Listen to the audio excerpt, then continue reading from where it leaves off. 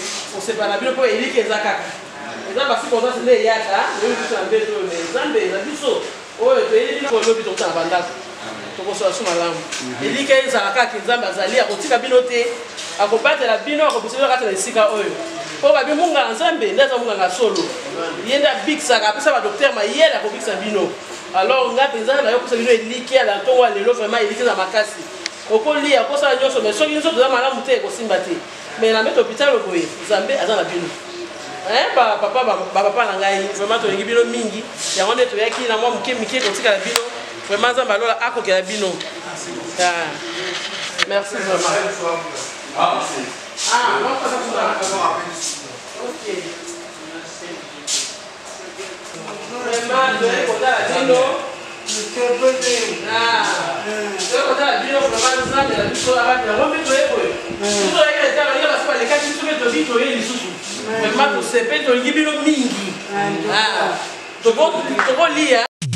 ABC One Television. ABC One Television. Le leader en actualité. ABC One, Jésus-Christ, le number one. ABC One chez vous, les lots, tous à quelque part, tout ça va surprise. Namonia wa soy cameraman à la Kibino na mona ka ba vert eleki ebele ya on a la posa na tuna grande dame une femme de valeur ici ayebisa biso nini ba ko sala et puis tenir yo balati pona nini maman na la posa o se présenter comme na yo nani. Merci maman pour la parole nga comme na ngai maman Marthe Mupala nazali disciple de Jésus nazali dirigeante ya ba maman na église chrétienne internationale de Kinshasa. Lelo eza mukolo munene pona biso. Soki omoni tolati ba verboye ezali mondial parce que église na biso eza dans le monde entier. Et lelo na monde entier église na biso nyonso tokolata tenue oyo pona kolakisa miséricorde. Miséricorde ezali bras moko ya ministère ya Jésus. Ministère ya Jésus ezalaki na deux bras.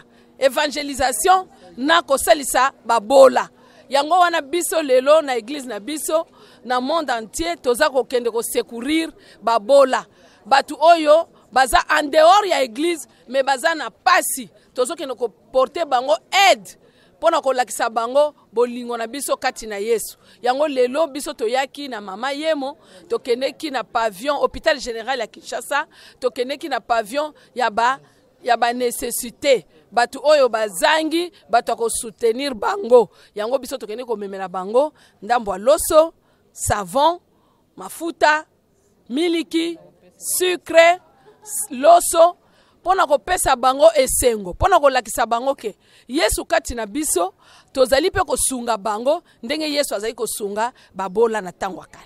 Vraiment na moni vraiment que vous êtes pratiquant hein parce que au ministère de Jésus il y a deux branches.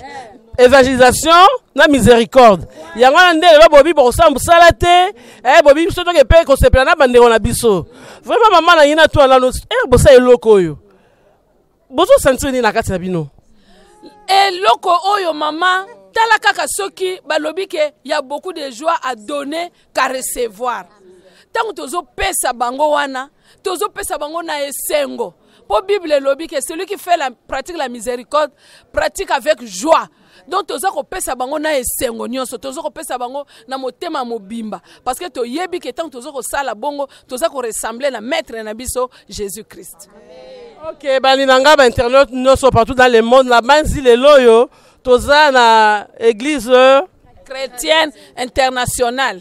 toza na église chrétienne internationale de Kinshasa bomona ba action bango bazosala tobaki na ABC1 tosalaka nyonso tokenda kotala makambo malamu to basalaka po te mokili mobimba emona po ma bato mosusu bazalaka bakeka ake atei kaka mama eza na version ya bible ayebi yango bien te vraiment ekimi ngai batei ya bible va te réchauffer asengi kaka apesi ete mais bango balobi ke quand Jésus avait réuni le gens batei atei mosusu babi renvoie bakende mpo na bango mais Jésus alobi te bakende te bavanda yango nde bandeko ya église chrétienne internationale oyo basali action wana balandi na ngai na basi mama alobi na moni ntre papa aza pembeni aza mpe na obakisa papa obakisa biso ma quelque chose ya mingi ya koloba eza te. Merci d'abord na présence na bino ndenge boye komona kaka ndenge mama alobi Jésus Christ tant azomona ba foule son cœur restait ému de compassion de motema na ye tondisa Marie na mawa. Alors biso pe en tant que ba chrétien il faut to landa ndingisa ya mokonzi na biso Yesu Masiya yango tozosala yango na tongo lelo et tosali yango na monde entier pour le moment. Donc pour le moment eza acte mo ezoleka na mokili mobimba yango biso pe to poto to participer à la RDC poto la kisape bandeko ke même na kati ya RDC. Donc bato pe bazala na motema ya mawaneti Yesu bazali. Ok, merci beaucoup balanda ngai na moi pena église oyo eto si vraiment bandeko bino bato bosambela bisika na bisika place osambela yango ponga zo sabino poso kweli tala kaka baye kotala bato na mama yemu poso zaka yo moko lokola nga boy mama espoir eso na beli ba ebele yama sikoyo nazo bela bino vraiment balandi nyonso ba internaute boye ba place nini yo boko pusalaka koluka elongi na nzambe ezate okende ka se perdre par-ci par-là na elongo ezate na ba 20 discours na moi quand même que nzambe avandi na église oyo nzambe azali parce que bamoye ba kambuma nzete na mbuma nango soki yo osalaka makambo ala te copie ata baninga balobaka bakopiaka mpe ba voisin somo voisin c'est yoka malamu yo ozaka mutema bete balakisa nini yango me balakisa balakisa eloko te parce que baye kosala o Jésus Christ alobaki bakokisi mobeko ya mokonzi na bango Jésus Christ yango mpe molandi na ngai koto yo ozali luka mpe osunga ta voisin na yo soza bakokia ya mama ye mote sunga ta aza pembeni na yo wana mpo nzambe alobi ngai kutu bomonaka ngai te bobi bolingi ngai bo motu ofai pembeni olinga ye te okokisi yango te yango wana naza na posa papa apesa biso adresse place basanganaka mpo biso na bakolala balinga babona kutuna nga mamespoir église yango ezalaka wapi tokende basaka wapi papa apesa biso. Merci maman. Biso siège na biso eza na salon Ngorigini mais to setenaka baculte na biso chaque dimanche chaque mercredi juste na entrée à Matete so bokomi na rond-point Kiyimbi juste bozo kota Matete sur bypass donc croisement bypass entrée Matete. Il y a une salle là-bas, la Tsunamite. Donc, nous allons chaque mercredi de 17h30 à 19h et de 10h à 12h chaque dimanche. Ok, papa, la moni balandi bayoki. Ce qu'on peut avoir, qu'on a macaron, ça a été faux foot à quoi? Et pas na biso, tous à église évangélistique. Donc, but na biso à liboso ezali faire la mission. Donc, sauver des âmes. C'était ça même le but pour lequel Jésus est venu. Ayaki so totangi na Luc 19 verset 10 bazoloba le fils de l'homme est venu chercher et sauver les perdus. Donc biso tozana a besoin te que ozana protocole mutu moko boye na porte pour rekotisa yo te biloko na ezate toza kutu na besoin que bandeko baya totanga la Bible, nous étudions la Bible avec les gens na bandaku donc so bandeko bazana a besoin nango ils vont beaucoup apprendre pour biso tozana cœur à Jésus. Ok, na sepi mingi et papa la to mutuna otala pe ba garde compte. Maman kaka nengo moni boy donc biso kutu soki bokomi même ata na église bokomona ke ezana kiti moko te batia liboso po na pasteur. C'est-à-dire chez nous tous un royaume de Dieu. Donc dans le royaume de Dieu là-bas le roi c'est Dieu lui-même et Jésus-Christ est notre Seigneur. Donc tous a besoin te ke na etonga na biso ba la kisaki o yaza dirigeant to benga makutu ba dirigeant tous a besoin ba titre traité pasteur tel ezala raté archibishop kaka ndenge bozomona biso boy. Ba archibazate. Donc, pas Nabiso, Jésus-Christ, Yende Azali, Archi Nabiso. C'est lui qui est notre maître. Biso, c'est un disciple, maman Lobaki, c'est un disciple de Jésus-Christ.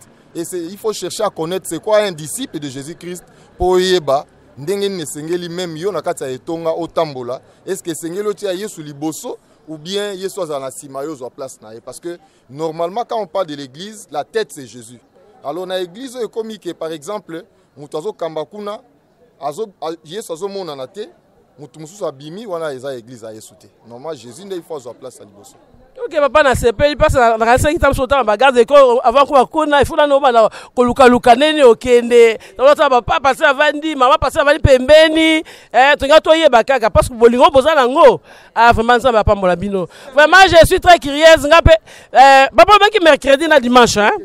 Dimanche on ça peut fort on peut comme moi ceux qui ya solo. Na raison en sous la micro la ngai na kobela bango lisu na lobi boya ponga mo na sina nyataki déjà kuna. Loko nga kena nute.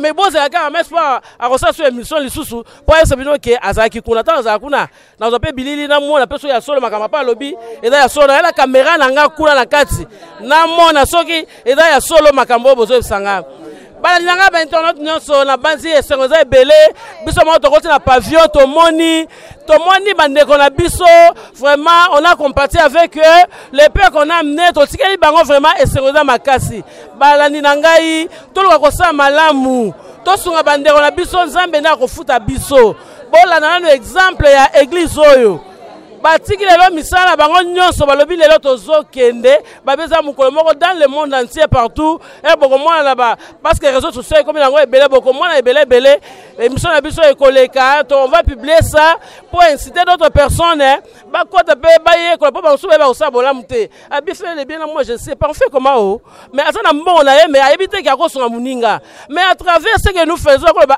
mais lo sezo pour la ndanda on peut parler de à ces gens là baza bango ebele ba ye ba rater mais à travers l'action ya boé moi muto so bi biloko na zo pour la dépôt allez prenez allez donner à ces gens là ndela lo lenga opesa lango mais biso zo lo kwa lisungi ata ya ko sa nini vraiment balandi na ngai ba internet partout Asie Amérique Europe bon mi abonné massivement na banzi que lelo ABC1 na église internationale to tika libala seko pour la nini ton activité na bango nous serons toujours là pour baser bien nous collaborons bien avec eux c'est pourquoi toyaki to ça bango surprise ils ne savaient pas qu'on allait venir bien que to mis en retard mais to ba ki école kaboité il faut les kakaka vraiment maman Toto je te salue parce que ceux qui étaient la grande dame maman Marthe tala kaka nzambe asala atombo la bino je salue tout le monde vraiment je vous aime beaucoup bon mi abonné massivement à la chaîne Abisso bomi abonné na ABC1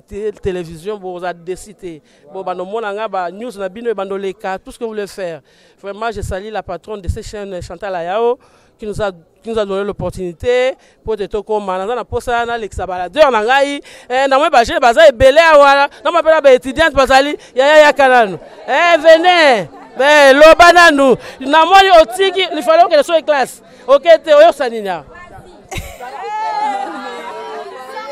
Toyo visiter ba malade, kotiki le bomba biloko, c'est ça. Et ça Lionel. Et c'est un makasi vraiment oui. On regrette Non, on a regretté. Et ça linga c'est un makasi ko sunga ba o bazangi. En tout cas vraiment Nzambe azala na biso vraiment. Na banzinde oyelelo soki babiso ya ne wana ozanga. Jamais na zanga. Hey papa, lo bananu. Speak in English. Yes. Speak now. Yeah, we're very happy to be here today. We're just, obeying the Bible. The Bible says that Jesus' ministry was about two things. It was about preaching the gospel and helping the poor. And that's what we're trying to do today. We're trying to bring these people a smile. We brought the little that we had, but it's really about the heart of spending time with them and giving them a reason to smile. And I think each and every one of us here feels very joyful. We did a very happy heart, and yeah. I am very good. And you? I'm fine. Now she speak in English. Now, parce que tu vas mettre la so ina chiluba, so ina mlogonini. Sada kikompi murevandara. Tuba. On va mettre la kiese mingi. Bet me vukana bubu na kutuita la ba ina keti bo, boka na mpashi, yo ina bet me quiz. tout cas na upesa bo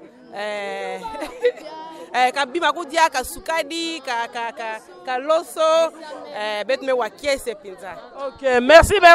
Les Swahili, hein, il y en a pas? Les Chiluba? Oh, Mamou, venez, Mamou.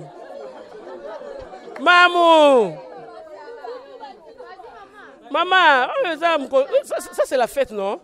Monde entier. Akula. Beto boy. Nasili ici, émission la biso. Merci na bandi binyonso église internationale. Vraiment Nzambe apambola bino na makambu oyo noso tokomi na suka. Napesi bino ka merci maman Jeanne. Alors ba Swahili mais tokomi déjà na retard émission la biso komi na suka mbala su maman bapati atayambu. Nasalimia watu wote na kunyuambia kama Yesu Kristu anapenda Kongo na anatupenda sisi wote. Asante. OK, asante mama. Tomaye na balasima na machine ezaki oya bino mama Espoir femme de foi. Machine ezaki oya bino ya Aimé Kasaka, l'homme intègre, l'homme puissant. Et puis coordination ya Dimi Boyembe. Yango wana tosilisi makambo na biso. Bye bye. ABC One Television. ABC One Television. Le leader en actualité. Actualité politique de la RDC, d'Afrique et le reste du monde. ABC One Television.